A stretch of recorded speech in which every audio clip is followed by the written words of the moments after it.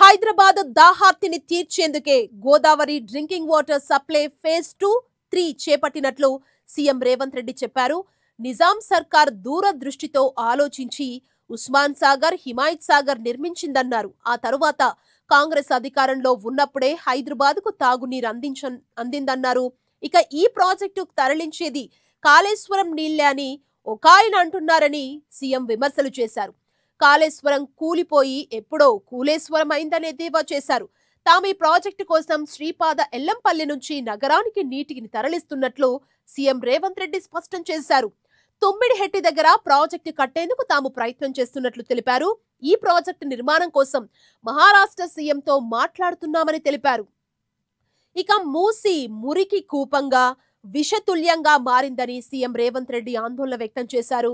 గత సీఎం మూసీ గురించి ఆలోచించలేదని, తమ సర్కార్ మూసీ నదిని ప్రక్షాళన చేసి తీరుతుందని, హైదరాబాద్ను సుందర నగరంగా తీర్చిదిద్దుతామన్నారు సీఎం రేవంత్ రెడ్డి.